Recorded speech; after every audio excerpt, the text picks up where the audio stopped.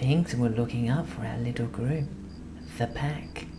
We were a small community of werewolves, but not those you've heard about in the old tales.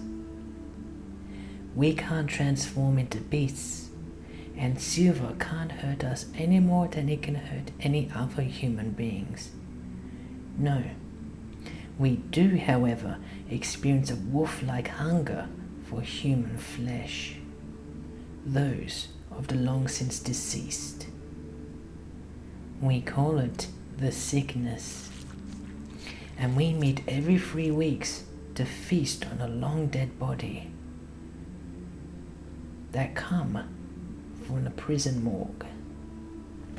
We know it's disgusting and we hate ourselves for it, but this is the only safe and moral way to keep the sickness in check.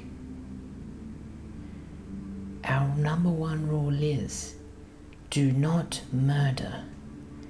It is never our way, but lately I greatly fear that one of us has indeed broken that rule. It seemed that the corpses that we were getting from the prison morgue were becoming a little bit too fresh than the centuries-old ones that we were accustomed to. But there is another problem I have to deal with.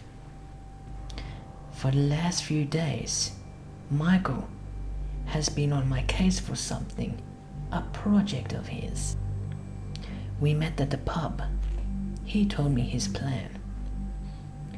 There was a man called Manfred, a real scumbag. He was an infamous rapist and a murderer. He had killed 3 innocent women and had gotten away with it. He of course had paid off the city's guard and escaped rotting in his jail cell. Michael had done his research. Manfred was guilty, all right. This was the kicker. Michael was asking me to help kill this guy and deliver his corpse to the group. I told him our number one rule is, do not murder, but he hand-waved it, saying that Manfred needed to die. He was a criminal and nobody would feel sorry about his death.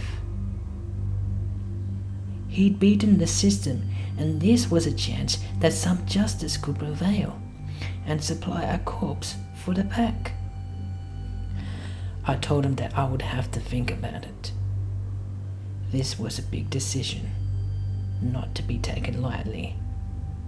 He said he'll meet me when I made my decision. Could I do it? Could I go through with his plan?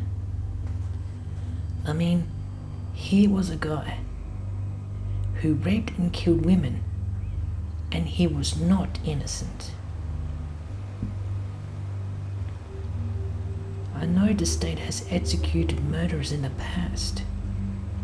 So was it okay to become a renegade and dispose of evil people? It was a lot to think about. We met up later at the graveyard.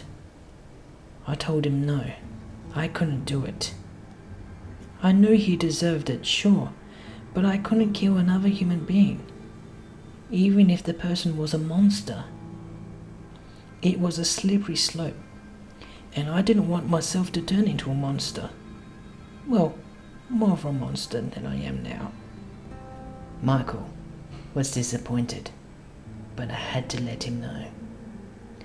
I thought that would be the end of it, and had hoped Michael had forgotten. Then late one night, Michael contacted me. He sounded delirious. I entered his house and saw the body of Manfred. He had done it. He'd actually done it. He was too impatient and killed him on his own. Damn it, Michael. I thought you were better than that. He was the one who introduced me to the pack, and had now broke its most important rule. In fact, he looked rather pleased with himself.